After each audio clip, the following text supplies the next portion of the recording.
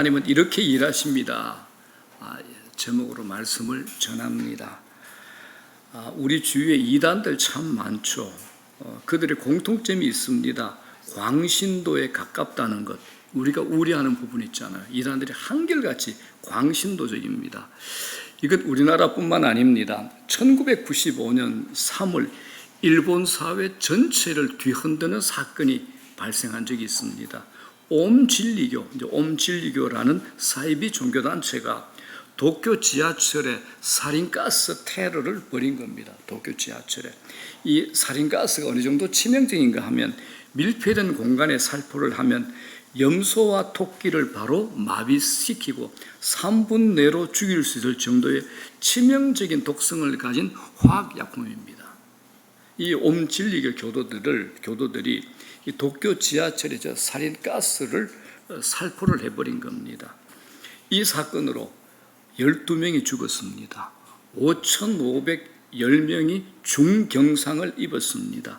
일본 전체를 멘붕에 빠뜨린 사건이 바로 이 사건입니다. 이 사건을 바라보던 일본의 유명한 무라카미 하루키라는 작가가 있습니다. 유명한 소설 작가가 그 일을 저지른 범인들이 평범한 시민이나 하류층이 아니라 연구원과 엘리트 과학자라는 사실에 충격을 받습니다. 무식한 사람이 저지르는 게 아니라 연구원과 엘리트 과학자들이 저 일을 저질렀다는 겁니다. 그래서 무라카미 하루미가 자신이 이 문학을 공부하면서 소설을 쓰는 사람이잖아요. 어찌 이런 일이 날 수 있을까라고 이걸 분석하기 위해서 62명의 옴진리교 신도들을 만나 심층 취재를 하기 시작합니다. 그리고 이런 결론을 내렸습니다.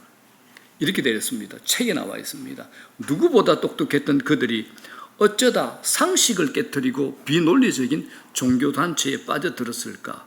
그들은 논리라는 하나의 목소리만 듣고 살았기 때문일 것이다. 그들은 이럴 수도 있고 저럴 수도 있는 복합적인 메시지를 해석하는 능력이 부족했다. 그리하여 극단적 상상력으로 포장한 조잡하고 단순한 사이비 교리를 분별하지 못했다는 겁니다. 논리로만 무장되어 있는 거죠. 그러니까 여러분, 언유나 초월적인 것을 이해하는 능력을 연마하지 않으면 똑똑한 사람들, 특히 논리만 인정하는 과학계통의 사람들은 얼마든지 속을 수 있다는 겁니다. 여러분, 그래서 이단단체, 우리나라에 이단단체 많이 있잖아요. 그죠? 신천지, 하나님의 교회, 그 안에 쟁쟁한 교수들도 있습니다. 말 못할 사람들도 있은 겁니다. 그런데 우리 기독교는 어떻습니까? 논리적입니까? 비논리적입니까? 성경은 비논리적이죠. 성경 첫 페이지가 뭡니까? 본 적도 없고 보이지도 않는 하나님께서 뭐라 그랬습니까? 태초에 하나님이 천지를 창조하시니라. 여기에 무슨 과학과 절차와 논리가 있습니까? 그런데 우리는 이 초월과 신비를 믿을 뿐 아니라 상상하고 즐거워합니다. 기뻐하는 거죠. 이분이 나의 아버지 되심에 설레감과 기대감 그리고 감사로 우리가 예배에 찬양을 드리잖아요. 더 중요한 사건이 있죠. 기독교의 최고 중요한 사건이 뭡니까? 하나님은 피조물인 우리들을 아들로 삼기 위해서 인간이 되신 거죠. 창조주가 인간이 되신 거잖아요. 예수 그리스도께서 단순히 옛사람 우리들을 좀 더 낫게 개선시키기 위해서가 아니라 완전히 새로운 종류의 인간을 만들기 위해서 이 땅에 오신 겁니다. 라고 기독교 역사상 최고의 변정학자 케임브리지 대학의 교수 C.S. 루이스의 유명한 책이죠. 순전한 기독교에 이런 내용이 나와 있습니다. 우리는 이 진리를 믿고 있는 사람들입니다. 여기에 무슨 논리가 있습니까? 초월과 신비만 있는 거죠. 오늘 저는 이런 맥락에서 눈에 보이지 않고 우리에게 직접 육성으로 말씀하지는 않잖아요. 이런 하나님의 일하심에 대해서 은혜를 받고 우리가 이런 하나님에 대해서 더 알아가고 우리 삶이 그것으로 인해 더 풍성해지고 부유해지고 충만해지기를 소원하는 마음으로 오늘 이 말씀을 준비하고 여러분들에게 전하고자 합니다. 하나님을 알고 섬기려면 하나님이 일하시는 방법을 아는 것은 굉장히 중요합니다. 오늘은 하나님의 일하심에 대해 성경의 대표적인 인물 다윗과 모세를 통해서 우리가 은혜를 받고자 합니다. 자, 먼저 다윗의 인생에서 하나님께서 어떻게 일하시는가 살펴보겠습니다. 다윗의 삶은 우리가 알다시피 왕으로 기름 부음을 받은 후에 20년이 지났어야 안정이 됐습니다. 그의 고향 베들레헴에서 왕궁으로 들어오는 예루살렘까지 거리는 불과 10km밖에 되지 않았는데 다윗이 그 왕궁으로 들어간 데까지는 20년의 시간이 걸렸습니다. 이제 백향목 궁에 거하는 왕이 됐습니다. 이때 다윗의 마음에 든 생각이 있죠. 나는 이제 하나님 은혜를 많이 받았다. 하나님의 집인 성전을 지어야겠다는 생각이 든 겁니다. 왜냐하면 하나님의 임재 자체를 상징하는 언약궤가 여전히 천막 안에 버려져 있는 것이 다윗의 마음에 너무 상했기 때문입니다. 선지자 나단에게 이렇게 말했죠. 나는 하나님의 성전을 짓고 싶습니다. 선지자 마음도 기뻤습니다. 그래서 왕의 마음대로 행하시라고 얘기했습니다. 다윗의 마음에는 하나님을 위해서 뭔가 해드리는 마음이 가득했습니다. 우리가 생각할 때는 참 이쁘죠. 그런데 그날 밤이었습니다. 하나님께서 나단 선지자에게 나타나셔서 말씀하십니다. 한마디로 다윗의 계획을 거절하신다는 겁니다. 하지 말아라는 얘기입니다. 하나님께서 이렇게 말씀합니다. 사무엘하 7장에 보면 네가 나를 위해서 집을 지어준다고? 나는 이제껏 누구에게도 나를 위해서 궁을 지어달라고 말한 적이 없다. 다윗아, 네가 나를 위해서 무슨 집을 지어주는 게 아니고 사실 내가 너를 위하여 집을 지어주는 것이라는 것을 명심하기 바란다라고 말씀을 하신 겁니다. 제가 두 구절만 얘기해 드리겠습니다. 사무엘하 7장 이렇게 얘기하죠. 시작. 너희가 어찌하여 나를 위하여 백향목 집을 건축하지 아니하였느냐고 말하였느냐. 11절 여호와가 너를 위하여 집을 짓고 합니다. 다윗이 하나님을 위해서 집을 지어 드리려 했는데 하나님은 아니다. 내가 너를 위해서 집을 짓는다 말씀하시는 겁니다. 하나님께서 왜 이렇게 말씀하시는 것일까요? 이게 중요하잖아요. 하나님께서 왜 이렇게 말씀하셨을까요? 만일 다윗이 자기 마음에 품은 대로 화려하고 멋진 하나님의 성전을 건축하게 되었다면 예루살렘은 하나님의 백성들은 전부 다윗의 성전 건축의 모든 정신을 다 쏟게 될 겁니다.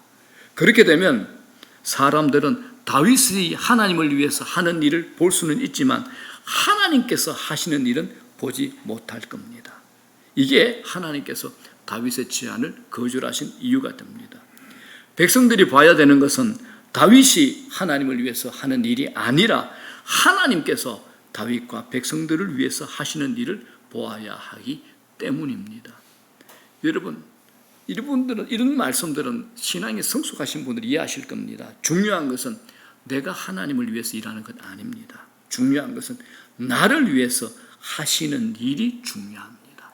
하나님께서 나를 위해서 하시는 일이 중요합니다.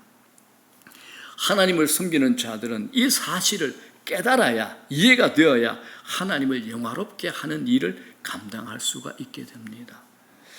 영성신학자, 여러분 메시지 성경 가지고 있죠. 이걸 만드신 유진 피터슨이 이런 말을 했습니다. 이때가 다윗이 하나님으로 가득했던 상태에서 자기 자신이 가득한 상태로 넘어가기 직전의 위기 상황이었다라고 지적을 합니다. 이건 언제나 하나님의 사람들이 겪게 되는 위기의 순간입니다. 다윗은 지금까지 하나님만 의존해서 살아올 수 있었습니다. 그런데 이제 힘이 생겼잖아요. 왕궁에 있으니까 평안도 생겼습니다. 이제는 자신이 뭔가 할 수 있는 권위도 가지게 되었습니다. 그런데 이때가 위험한 때라고 성경이 우리에게 말하는 겁니다. 하나님을 의존하고 살아가고 하나님으로 충만하다가 이제 자기 실력, 자기 능력, 자기 것을 믿어보려는 마음이 생기는 겁니다. 이게 하나님을 섬기는 사람들에게 제일 큰 영적 위기의 지점이 됩니다. 이제 뭐가 됐다 생각할 때죠. 모든 교회가, 전 세계 모든 교회가 부흥을 50년 이상 가져가지 못한 이유가 바로 이것입니다. 이제 됐다 이거죠. 하나님 충만해서 자기 충만으로 넘어갈 수 있는 이 위기라는 겁니다. 하나님께서 나단 선지자 통해서 다윗의 제안을 거절하시자 이제 다윗이 어떻게 반응하는가 이게 궁금하죠. 여기서 다윗의 훌륭한 게 나옵니다. 다윗이 뭘 하느냐. 여호와 앞에 들어가 앉았습니다. 여호와 앞에 들어가 앉았습니다. 자, 18절 한번 볼게요. 뭐라 그럽니까? 다윗 왕이 여호와 앞에 들어가 앉아서 이르되, 뭘 한 겁니까? 이게 기도한 거죠. 그가 기도했다는 것을 보여줍니다. 이것이야말로 정말 위대한 행동이 아닐 수 없습니다. 다윗은 멈추었습니다. 자기가 하나님을 위해서 하려던 계획을 내려놓아야 했습니다. 그리고 그때 그는 하나님 앞에 들어가 앉은 겁니다. 저는 하나님을 위해서 일하지 말라 이렇게 말씀드리는 거 아닙니다. 하나님을 섬기는 자들이 수동적으로 움직이시라 이런 말씀을 드리는 것도 아닙니다. 나태를 조장하는 것도 아닙니다. 다윗이 오늘 본문에서 보여주는 한 위대한 행동의 의미를 우리가 알아야 되겠다라는 겁니다. 왕이 얼마나 바쁩니까? 바쁜 사람입니다. 하나님으로부터 거절당하잖아요. 낙심하잖아요. 우리 같으면 고개 돌려버릴 겁니다. 하나님은 내게 아무 관심이 없는 분이야. 고개 들리고 시험 들죠. 그런데 다윗은 어떻게 반응합니까? 지금 하나님 앞에 들어가 앉는 겁니다. 기도의 자리에 앉는 겁니다. 하나님은 이럴 때 이제 일하시는 겁니다. 자, 이제 또 모세를 보겠습니다. 자, 본문을 우리가 읽었잖아요. 우리가 잘 알다시피 하나님께서 이스라엘 백성들에게 크게 노하신 일이 벌어졌습니다. 당시 이스라엘 백성 공동체는 애굽에서 노예 생활을 430년 했죠. 그 뼛속까지 노예의 근성으로 가득 차 있었습니다. 그런데 하나님께서 이들을 온전한 하나님 백성으로 만들기 위해서 시내산 위에 모세를 불러 올립니다. 거기에서 십계명을 명하죠. 그리고 시민법을 말씀합니다. 그리고 당신이 임재할 성막에 대해서 이렇게 만들어라고 지시를 하고 계셨어요. 시내산 위에서. 이게 시내산 위의 모세 사진입니다. 그런데 산 아래에 있던 이스라엘 백성들이 산에 올라간 모세가 내려오는 것이 늦어지자 기다리지 못하고 뭘 합니까? 인간 본성과 죄성이 드러나는 선택과 행동을 합니다. 그게 어떤 겁니까? 자기들의 기호를 맞춰주고 자기들이 다룰 수 있고 자기 편한 대로 이용할 수 있는 신, 그런 신인 금송아지를 만들어가지고 이게 우리들의 하나님이다라고 예배하면서 섬기는 겁니다. 난리가 났죠. 제일 나쁜 짓을 한 겁니다. 위기 상황이죠. 하나님께서 진노하셨습니다. 모세도 화가 났죠. 하나님께서 그들에게 벌을 내리셨습니다. 벌을 내리시긴 했지만 중요한 게 뭐냐? 하나님께서 이제 너희들과 함께 하지 않겠다. 너희들과 함께 가나안 땅에 들어가지 않겠다라고 거절하신 겁니다. 자, 이럴 때 이스라엘 백성들이 할 수 있는 게 뭘까요? 지도자 모세가 어떤 선택을 해야 될까요? 이를 통해서 하나님께서 일하시는 방법에 대해서 성경이 우리에게 또 분명히 가르쳐 주는 게 있습니다. 이런 위기 상황 속에서 우리가 무엇을 해야 하는 것입니다. 자, 이 상황에서 여러분 모세가 한 게 있습니다. 캠페인이나 어떤 운동을 일으키는 것이 아니었습니다. 모세는 그렇게 하지 않았습니다. 일반적으로 우리가 사는 세상은 캠페인이나 운동을 조직화하고 일을 벌이는데 매우 빠르죠.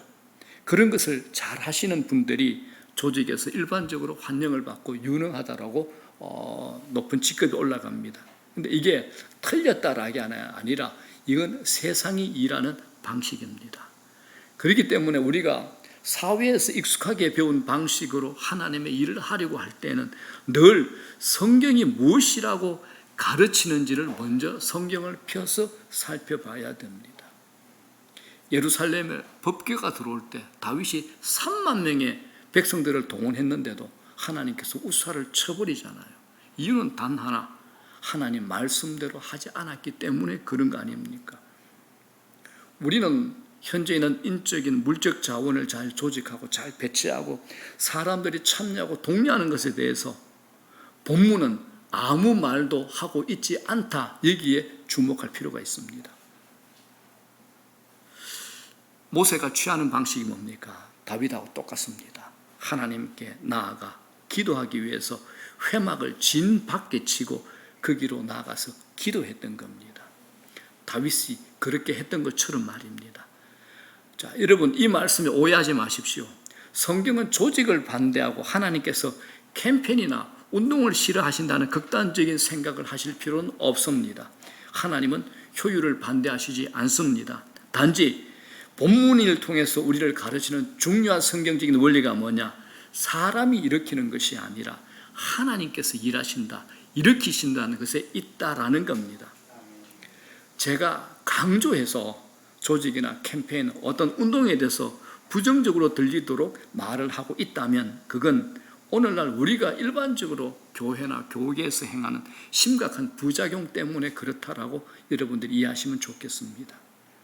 하나님께서 주권적으로 당신의 교회에 찾아오셔서 주시는 부흥조차도 인간들이 조직하고 인간들이 조작하고 기획해서 만들어낼 수 있다는 인상을 주기 쉽기 때문에 제가 우려하는 마음에서 이렇게 말씀드리는 겁니다.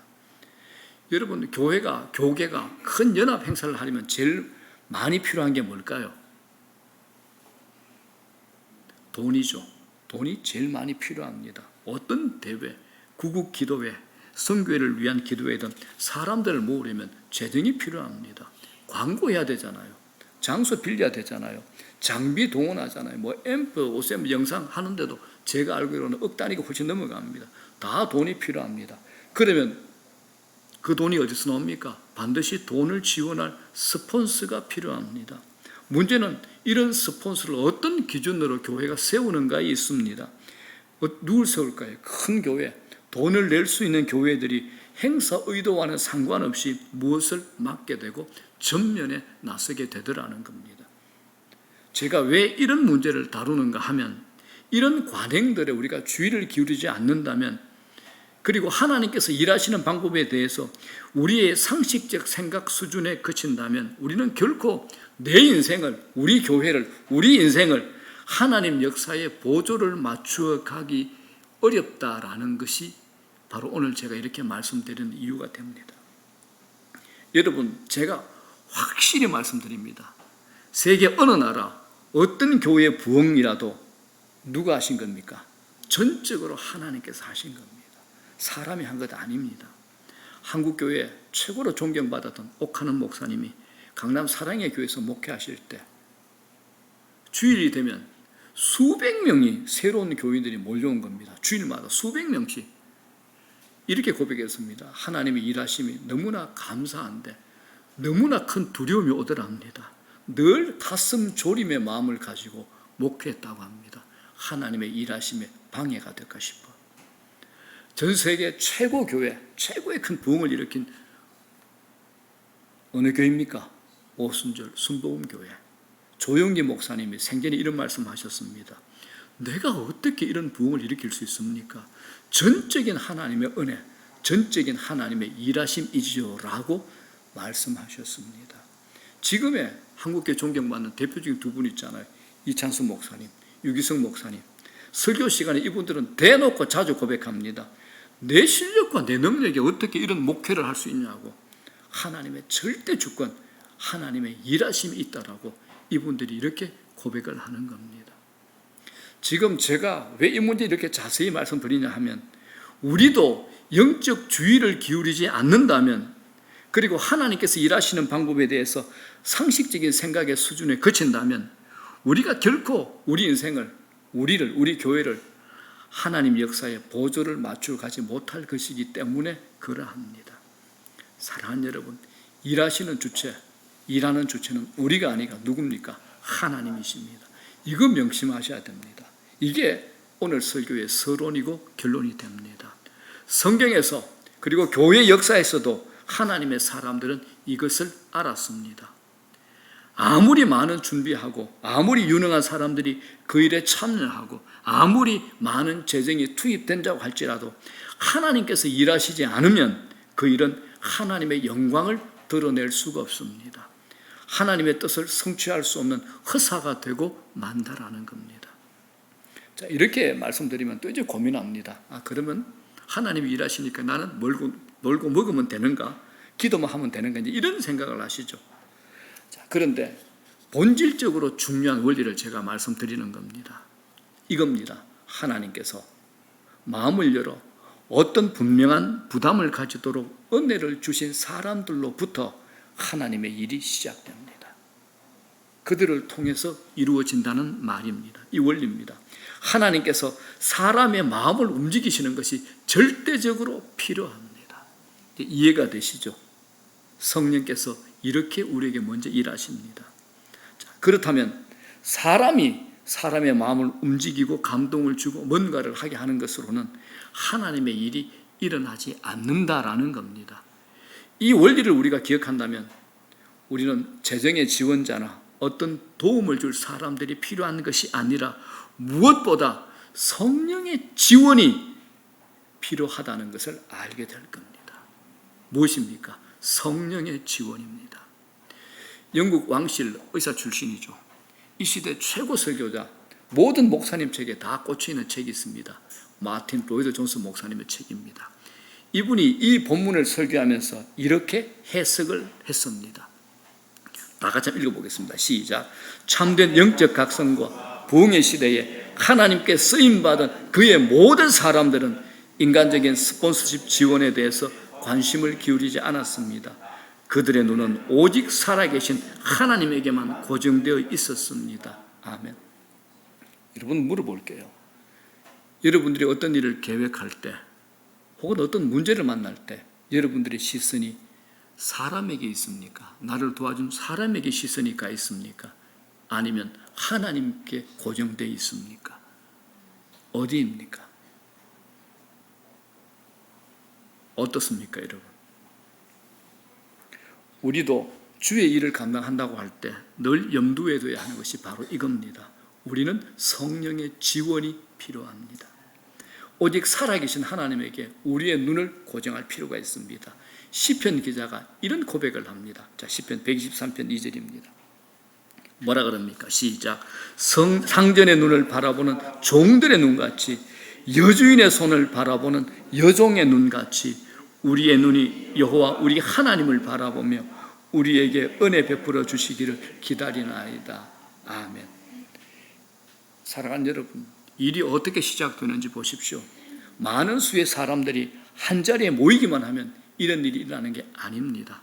많은 사람이 모였다는 것은 어떤 캠페인이나 대회의 성공적인 잣대가 될 수는 있지만 하나님께서 일하신 증거가 될 수는 없다라는 겁니다. 하나님께서 일하신 증거입니다. 잊지 마십시오. 하나님의 일은 하나님의 사람의 마음에 성령께서 주시는 부담에서 시작이 됩니다. 성령께서 주시는 부담 말입니다. 이게 바로 오늘 본문에 모세가 지금 하고 있는 일이고, 그런 모세를 바라보면서 하나님을 바라보는 사람들의 마음에서 일어난 일이고, 세 번째는 모세가 회막을 떠난 후에도 영적인 부담을 여전히 가지고 회막을 떠나지 않았던 여호수아의 마음에 성령께서 일으키신 일이 바로 이 일입니다. 자, 8절부터 11절까지 본문 보겠습니다. 다 같이 읽어보겠습니다. 시작. 모세가 회막으로 나아갈 때는 백성이 다 일어나 자기 장막문에 서서 모세가 회막에 들어가기까지 바라보며, 모세가 회막에 들어갈 때에 구름 기둥이 내려 회막문에 서며 여호와께서 모세와 말씀하시니 모든 백성이 회막문에 구름 기둥이 서 있는 것을 보고 다 일어나 각기 장막문에 서서 예배하며 사람이 자기의 친구와 이야기함 같이 여호와께서는 모세와 대면하며 말씀하시며 모세는 진으로 돌아오나 눈의 아들 젊은 수종자 여호수아는 회막을 떠나지 아니하리라라고 얘기합니다. 자, 여러분은 이런 경험에 대해서 아시는 바가 있습니까? 이런 부담을 가져본 적이 있습니까? 가령 내가 교회를 생각하는데 내가 뭔가 어떤 날 하나님 앞에 엎드리지 않으면 안 되겠다는 강렬한 부담이 생기는 날이 있을 겁니다. 교회가 겉으로 볼 때 아무 문제가 없고 잘 되고 있는 것처럼 보일 때도 말입니다. 대개 이런 부담을 뭐라 그럽니까? 거룩한 불만이라 그러죠. 제가 거룩한 불만이라고 하는 것은 이게 그 사람으로 하여금 불평으로 하게 하고 어떤 사람을 비난으로 가는 상황으로 데리고 가는 것이 아니라 하나님 앞에 무릎 꿇게 하고 은혜를 구하게 하는 것, 이게 거룩한 불만이 됩니다. 거룩한 불만이 뭡니까? 기도해야 할 것 같고 기도를 실제로 하지 않고는 견딜 수 없는 느낌, 이게 거룩한 불만입니다. 여러분들은 이런 시간들을 가져본 적이 있습니까? 어떻습니까? 이게 우리 교회에 대한 부담일 수 있고 때로는 이 시대 모든 교회의 영적 상황일 수도 있습니다. 또는 선교의 상황을 바라보면서 그런 부담이 주어지기도 합니다.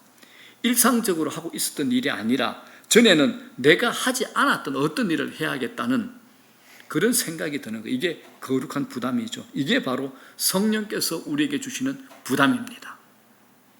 이런 상황에서 우리가 제일 먼저 해야 할 일은 뭘까요? 조직을 만들고 프로그램 만드는 게 아닙니다. 성령께서 주시는 그런 부담이 내게 다가올 때 우리는 홀로 먼저 혼자 엎드리고 순종하는 겁니다. 혼자입니다. 이럴 때 이런 유혹이 있을 수 있죠. 그렇지. 사람들 불러 모아서 내가 기도해야 되겠다. 불러 모아야 되겠다. 이런 유혹이 올 수 있습니다. 아닙니다. 먼저 혼자 기도하는 일을 시작하십시오. 은밀히요.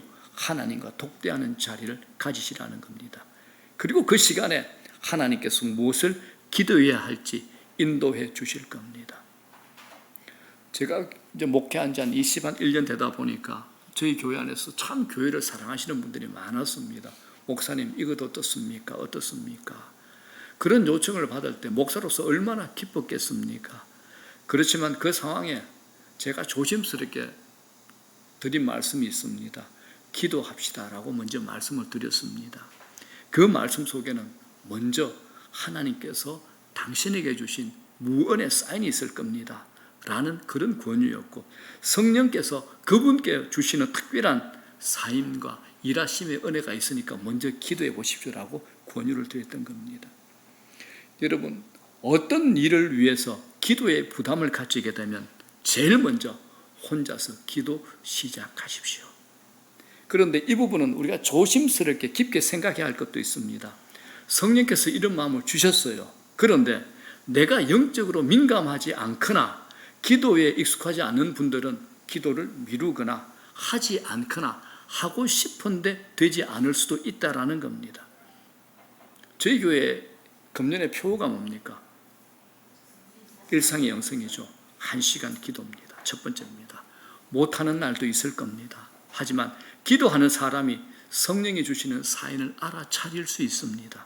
상황과 환경에 상관없이 기도의 자리에 앉아 있을 수 있기 때문입니다. 본문에 모세가 그렇게 했고 하나님을 앙모하는 사람들이 그렇게 했고 다윗이 그렇게 했습니다. 모세는 같이 기도할 사람 모으지 않았습니다. 그는 당시 자기 시종 요수아에게조차도 그것을 요구하지 않았습니다. 다시 말씀드립니다. 하나님의 일은 믿음을 가지고 엎드리는 한 사람으로부터 시작한다는 사실 잊지 마십시오. 그래서 저는 여러분들의 기도의 자리를 응원합니다. 여러분들의 기도의 시간, 아침으로 또 저녁으로 또 우리 교회 금요일 기도의 시간에 나와서 여러분들이 앉는 그 기도의 자리를 응원합니다. 자, 여러분 비록 이 일이 한 사람 모세로부터 시작되었다는 것을 성경이 보여주지만 근데 과정과 결과는 어떻습니까?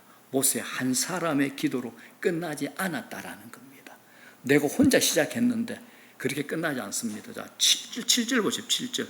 뭐라 그러면 시작. 여호와를 앙모하는 자는 다 진 바깥 회막으로 나아갔다라고 합니다. 자, 8절과 10절 봅시다. 시작. 모세가 회막으로 나아갈 때는 백성이 다 일어나 자기 장막문에 서서 모세가 회막에 들어가기까지 바라보며 모든 백성이 회막문에 구름 기둥이 서 있는 것을 보고 다 일어나 각기 자기 장막문에 서서 예배하며. 자, 8절과 10절에 나오는 모든 백성들, 하나님 임재의 상징 구름이 임하는 것을 보고 하나님을 경배한 모든 백성들은 바로 7절에 여호와를 앙모하는 자들입니다. 모세 한 사람의 기도가 한 사람의 기도로 끝나지 않습니다. 하나님께서 이 위기의 순간에 영적 부담을 주신 사람들의 기도로 다 이어지고 연결이 되더라라는 겁니다. 이 사람들은 모세에게 눈도장 받으러 온 사람 아닙니다. 모세의 명령을 듣고서 할 수 없이 나온 사람들 아닙니다.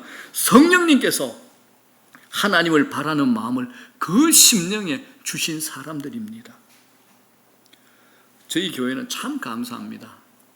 가까운 데서 사시는 분이 몇 분 되지 않습니다. 오늘 우리 조윤숙 집사님 오셨는데 감사합니다. 창원에서 오셨습니다. 창원에서. 우리 정은자매 자주 보잖아요. 대구입니다. 그죠? 참 감사합니다. 대부분이 먼 곳에서 옵니다. 감사하게도 요새 이제 저희들 금요 기도회 사람들이 점점 이렇게 많이 오십니다. 참 감사합니다. 함께 기도하는 분이 점점 많아지는 거 얼마나 제가 벅차고 감사한지 모릅니다. 제 마음에 하나님께서 뭔가 일하시겠다는 뭔가 제 마음에 주시는 게 있지 않습니까? 제 마음에 벅찬과 기대감이 있습니다. 교회의 부흥, 그리고 우리 가정, 그리고 우리 자녀, 우리 사업장에 하나님이 주시는 기대감이 제게 크게 있습니다. 제가 땅의 복은 잘 얘기 안 하잖아요. 저도 모르게 요새 땅의 복, 재물의 복을 얘기합니다. 제 성격에 뭐 그런 것 잘 안 하잖아요. 하나님께서 제게 주신 겁니다. 하나님, 저희 교회에, 저희 가정들에게, 저희 가정에 사시는 모든 사업장들에게 하늘의 복, 땅의 복, 재물의 복을 주십시오라고 기도합니다. 이건 성령께서 제게 주신 겁니다. 그렇기 때문에 제가 이렇게 선포하며 기도하는 겁니다. 저희들이 매년 11월 달에 가을 특별 새벽 기도했는데 금년에는 여러분들 한 주간을 성령 기도회처럼 그렇게 하려고 합니다. 저녁에 하려고 합니다. 그래서 하나님이 부어주시는 강력한 은혜의 불, 성령의 불을 경험하는 기도회로 한 주간 진행고자 합니다. 11월입니다. 제가 기도로 준비하고 있습니다. 여러분, 오늘 성경 본문에 우리에게 숨겨놓은 비밀이 하나 있습니다. 200만이나 되는 이스라엘 백성 가운데 그들이 몇 명이 되었는지 말씀하지 않습니다. 왜요? 그게 하나님께 중요하지 않기 때문에 그렇습니다. 그런데 200만이나 되는 엄청나게 큰 이스라엘 광야 교회가 유지될 수 있다는 것은 바로 이 사람들이 존재했기 때문이라는 사실을 여러분 우리는 깨달으면 좋겠습니다. 한국 교회에 뭐 나쁜 소리도 들리고 좋은 소리 참 많이 들리는데 좋은 소리 들릴 때 박수 쳐줍시다.